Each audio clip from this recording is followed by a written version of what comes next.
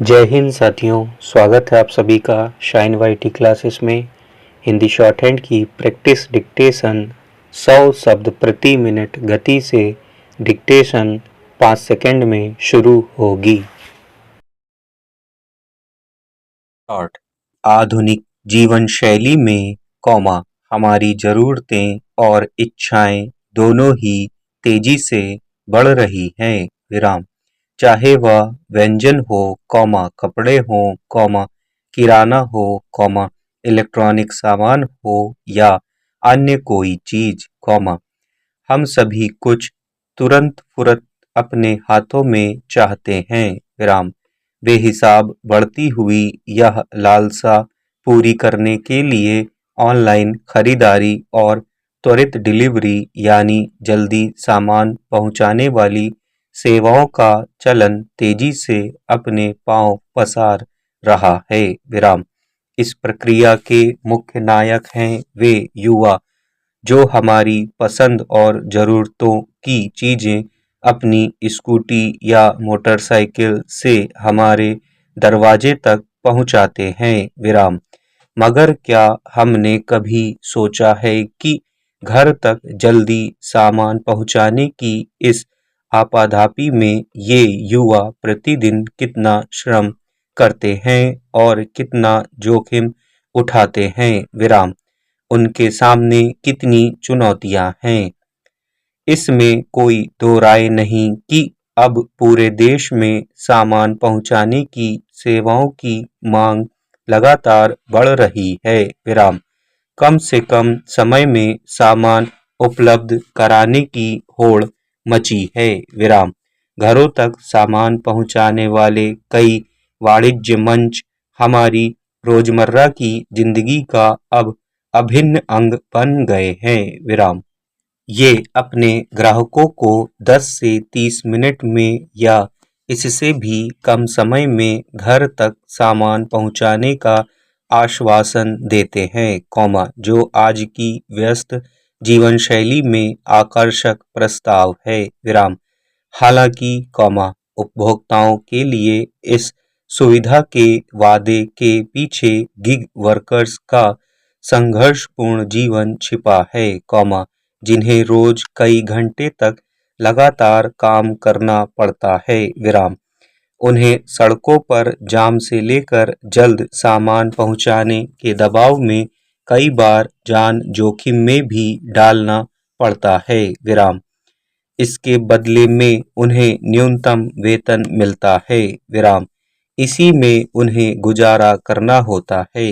विराम कड़ी मेहनत के बावजूद ये लोग हमेशा खुद को वित्तीय असुरक्षा के चक्र में फंसा पाते हैं। विराम सामान पहुंचाने से जुड़े इन कर्मियों का जीवन बेहद कठिन है। विराम उनकी नौकरी सिर्फ सामान पहुंचाने की नहीं होती। विराम दरअसल यह एक ऐसा चुनौतीपूर्ण कार्य है जिसमें शारीरिक मानसिक और भावनात्मक दबाव भी शामिल होता है। विराम प्रतिदिन उन्हें लंबी अवधि तक काम करना पड़ता है। विराम इस दौरान वे मौसम की बदलती परिस्थितियों का भी सामना करते हैं। विराम चाहे ठिठुरा देने वाली सर्दी हो, कड़ी धूप हो या फिर बारिश। विराम इसके अलावा उन्हें अपनी असुरक्षा की परवाह किए बिना तेज गति से वाहन चलाना पड़ता है। विराम इस दौरान दुर्घटना का अंदेशा लगातार बना रहता है। विराम इस जोखिम के एवज में उनके पास कोई बीमा नहीं। विराम उनके लिए हर दिन एक युद्ध है। विराम वे जान हथेली पर रख कर चलते हैं। विराम सुबह जल्दी उठते हैं, देर रात तक काम करते हैं। विराम इसके बावजूद वे अपने बुनियादी खर्च पूरे नहीं कर पाते हैं। विराम इनकी यह हालत समाज के एक बड़े तबके के बीच सामाजिक और आर्थिक विषमता की गहरी खाई पैदा कर रही है। विराम पहले लोग घर के नज़दीक किराने की दुकान, जनरल स्टोर आदि तक, झोला हाथ में लटकाए पैदल ही जरूरत का सामान स्वयं लेकर आते थे। मगर अब इनकी जगह स्कूटी सवार उन युवाओं ने ले ली है। वितरण कार्य से जुड़े ये कर्मी वाहनों का असहनीय दबाव झेल रही सड़कों पर सामान लेकर जाते हुए प्रायः दिखते हैं। ऐसे में उनके लिए हमेशा खतरा बना रहता है। कम समय में सामान पहुंचाने का इन पर इतना अधिक दबाव है कि गति सीमा से बाहर जाकर उन्हें सामान पहुंचाना ही होता है। नतीजा, इस दौरान यातायात नियमों का उल्लंघन होता है। पैरा महानगरों और शहरों की सड़कों पर बढ़ते वाहन घनत्व के कारण पहले से ही यातायात अस्त व्यस्त है। वहीं युवा कर्मियों पर कम समय में घरों तक सामान पहुंचाने की चुनौती बहुत बड़ी है। उन पर एक तरह से निरंतर दबाव बना रहता है। पूर्व निर्धारित जगह और समय पर सामान पहुंचाने वाले ये कर्मी ऐसे में लाल बत्ती पर रुकने की बजाय आगे बढ़ जाते हैं। कभी गलत दिशा में चलते हैं, तो कभी मजबूरन तेज गति से गाड़ी चलाते हैं। यह स्थिति न केवल उनके लिए, बल्कि सड़कों पर चल रहे अन्य चालकों के लिए भी खतरा बन जाती है।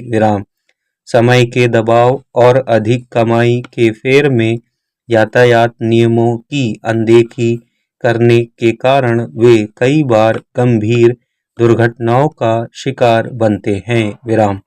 इससे न केवल उनके जीवन को, बल्कि मानसिक स्वास्थ्य दोनों को खतरा बना रहता है।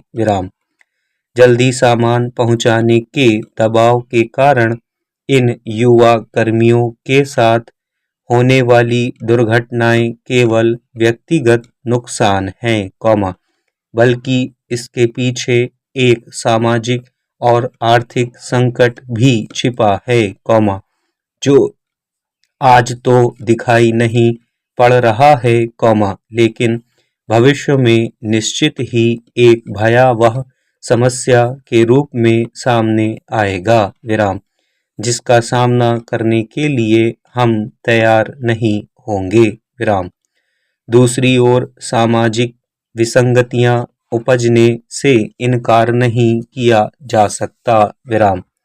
सेवा क्षेत्र में हम एक ऐसी पीढ़ी तैयार कर रहे हैं, जिनका कोई निश्चित वेतन नहीं, कोई भविष्य निधि नहीं और न ही किसी तरह की पेंशन की सुविधा है। ऐसे में इन युवाओं का क्या भविष्य होगा? स्पष्ट है कि वे ना तो आर्थिक रूप से कभी वे मजबूत हो पाएंगे और ना ही ढलती उम्र में उनके लिए कोई सामाजिक सुरक्षा होगी। दुर्घटनाओं का सबसे भयानक परिणाम मृत्यु या स्थायी अपंगता है। जब सामान पहुंचाने के कार्य से जुड़ा कर्मी अपनी जान गंवाता है, तो यह न केवल उसके लिए, बल्कि उसके परिवार के लिए भी एक गंभीर आघात होता है।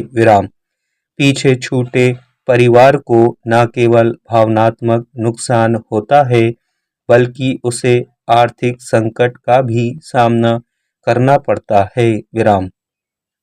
इसके अलावा, स्थायी अपंगता के मामलों में पीड़ित कर्मी को जीवन भर सहायता की आवश्यकता होती है, जिससे उसके परिवार की आर्थिक स्थिति और भी खराब हो सकती है।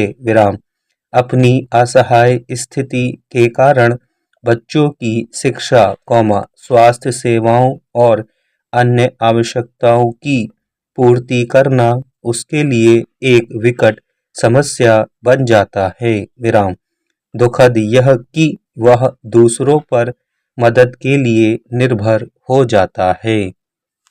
स्टॉप।